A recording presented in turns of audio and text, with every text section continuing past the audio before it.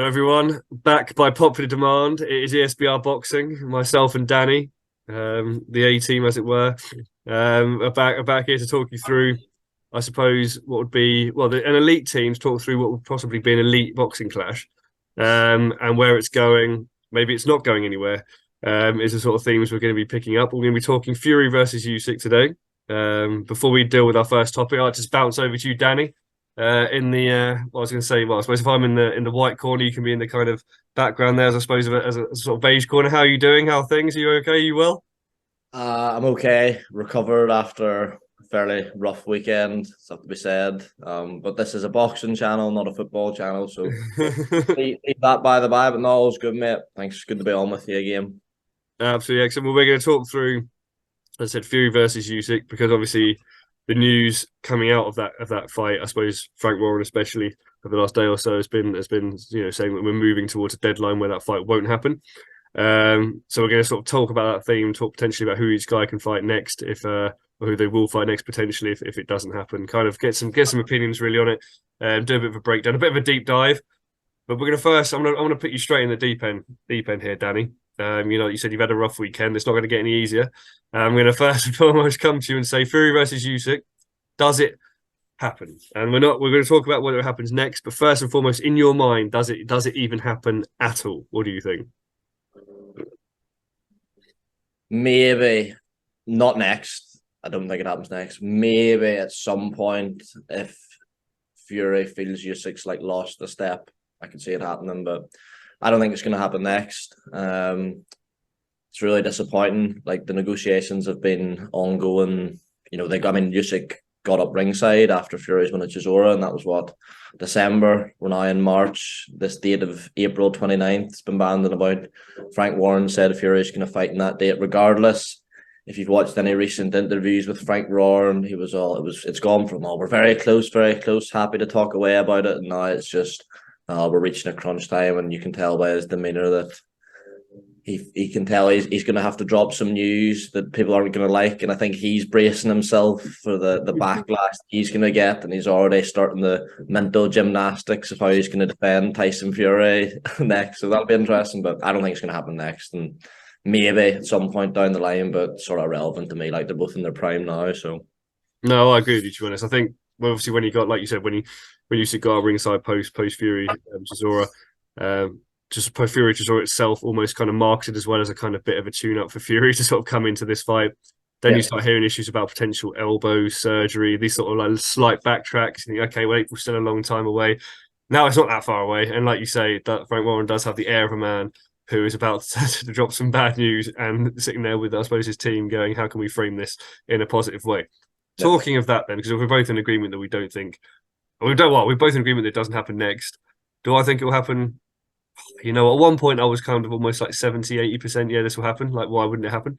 I think that Fury, for me, in my mind, Fury could win this fight on size and technique alone.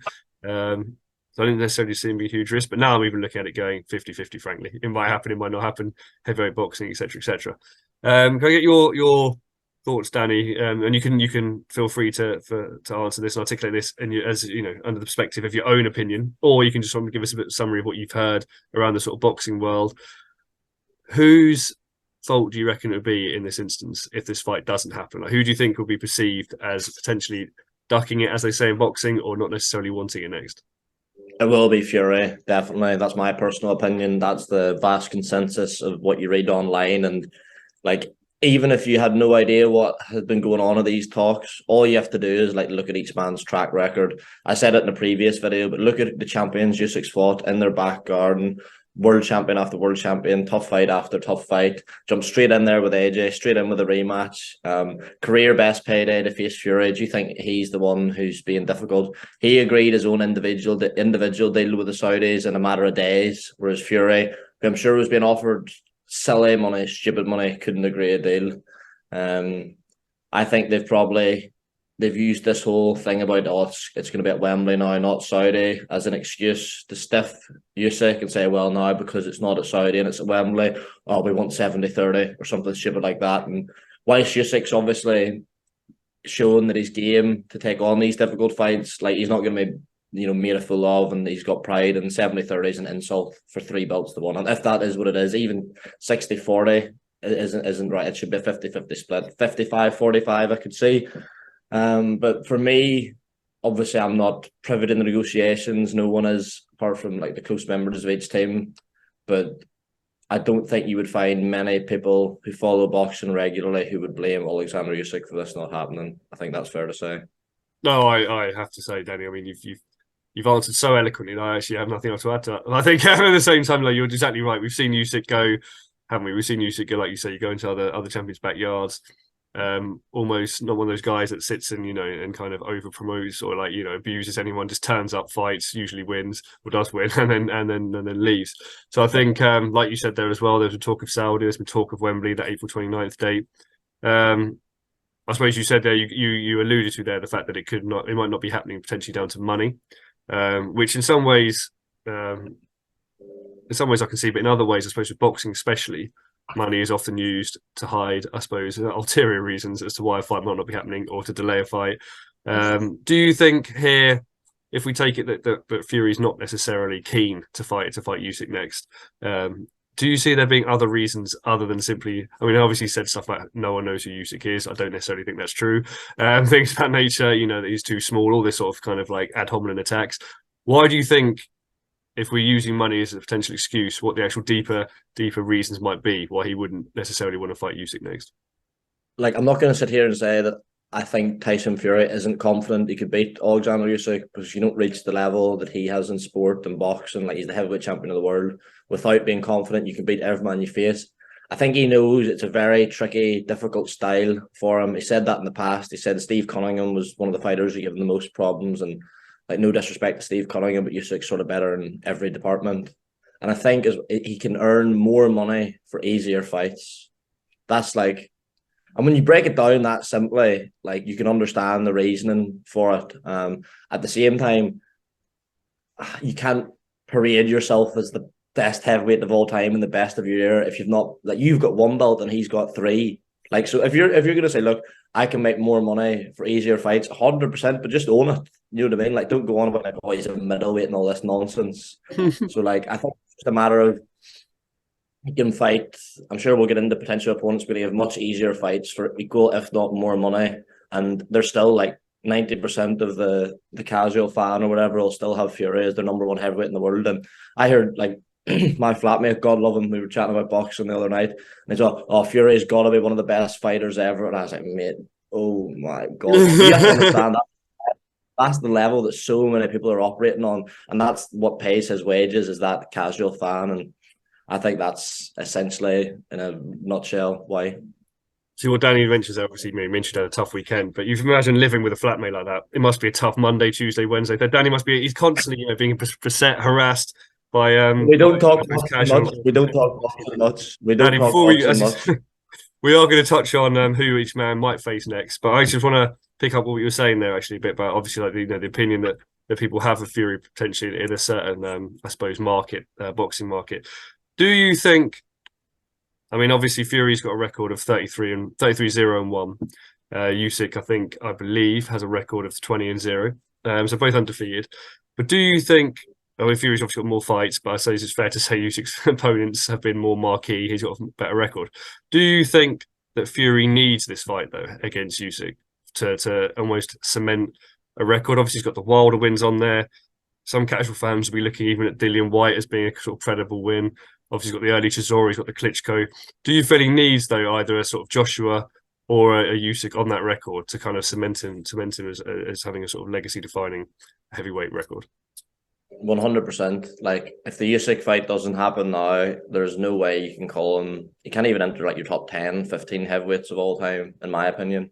Like, if there's one champion, like, because who's to say who's got a better win in terms of beating Joshua twice and beating Wilder twice? Like, they're sort of on a par for me. You could have either of them 3 or 4 in your heavyweight rankings. The Klitschko win was fantastic at the time, but apart from that, who is there? Dillian White, Chisora, like, those are your like 3 and 4 wins. Christian Hammer probably hits his top 5. Like, that can't be one of your best heavyweights ever. So Like Usyk 100% for what he's done at cruiserweight and since jumping up to heavyweight will have the better legacy when he retires. And boxing fans will know who ducked who and who didn't want to fight. So, in my opinion, if Fury wants to even enter the conversation in terms of all-time great heavyweights, needs the Usyk fight as a minimum. Probably needs to beat AJ as well, and even like a sort of next generation heavyweight like Jalalov, Jared Anderson, something like that. But let's not get ahead of ourselves here. It looks like even this fight isn't going to happen. Well, let's. You mentioned obviously the heavyweights of tomorrow and some other heavyweight names. We'll move on, I suppose, to finish this sort of deeper dive look at, if presuming the fight doesn't take place next, who do we think each man will fight next? So just looking, I mean, you can look at the kind of rankings or the mandatories, I suppose, and say that Fury's, there's that Wilder versus Ruiz kind of match potentially for the mandatory for WBC, Fury's WBC title. I mean, Usyk's got the likes of Hrgovic, Daniel Dubois, Joe Joyce kicking around as kind of mandatory names for his various titles. Should they not fight each other next? Danny, let me ask you two questions actually here. You can give me one who you think they will fight next, or who you'd want to see them fight next, please. For the case for each man. Right. I actually think if Fury doesn't fight Usyk next, he'll fight Francis Ngannou. That's what I believe will happen next, which is painful to say, and that's why I'm glad you give the two options of what I want and what I think will happen, because I don't want that to happen. It's a mismatch. We've seen these MMA boxing hybrids before, and that will be so uncompetitive. But the money that fight will generate would trump Fury Usyk by tens of millions of pounds. So that's what I think will happen.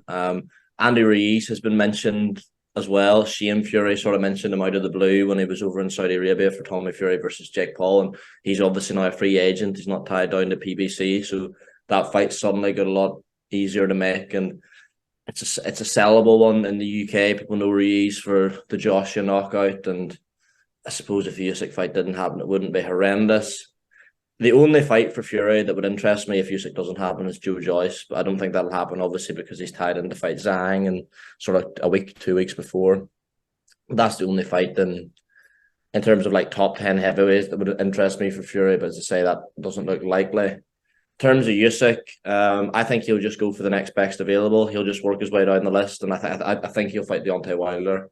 Malik Scott has said in loads of interviews they've been really keen for that fight. It actually gained a bit of traction whilst the Fury AJ negotiations were going on, and Usyk's obviously not like, he's not embroiled in any like sort of Cold War promoter politics. Like, he can make a fight with anyone. And I would love to see that fight as well. That would be a really, really nice consolation. I would want that fight, and I think that's generally the route Usyk would go down. He's 35. He wants big financial fights and also like legacy defining fights. He's all about that. So that's what I think would likely happen if the fight doesn't happen next. You know, when we worked down that, I thought, you saved it there, Danny, because when we said like Francis Ngannou, I thought, oh no, people will be sitting there going, you know, what if he lands, all that sort of stuff you hear on these sort of crossover kind of contests. Ruiz Fury, I was thinking I could see that happening. Well, imagine the size disparity in that as well. Joyce Fury would be great. I think Joyce is one of those fighters who, over the last sort of year and a bit, 2 years, has emerged from people going, I never want to see this guy in against any of the champions. To let's throw him in and see what happens. Yeah. I think Joyce, I think Fury would beat him, but a tough fight. But you mentioned Usyk Wilder there, and that would be a hell of a fight, frankly. And there are some guys that believe in streaming and don't believe in paying for events. That is a ticket that you should pay for, and therefore should, you know, officially purchase. And I think just if Usyk comes through that, like you said, legacy defining, you look there and go, out of this crop of heavyweights, you are number one. Your legacy will be number one, and it will be thought of and considered for generations to come. So, Danny, thank you very much, though. You know, we're going to have to, unfortunately, leave here and leave this to rumble on, but we'll see what happens, obviously, in the coming days. Thank you for joining me. Like we said, we hope to see Fury Usyk. If we don't see Fury Usyk, frankly, Usyk Wilder would be tremendous. But I think that would leave Tyson Fury with a bit of, I suppose, a bit, like you say, a bit of some marketing and PR and communication work to do to try and restore a reputation, especially in the short term, if not the longer term. Thank you very much. Is there anything you'd like to add? Or if you're not, you just say thank you to everyone watching, and we'll move on. Just thanks to everyone watching, of course. You're the lifeblood of this channel. Like, comment, subscribe, all that. See you soon.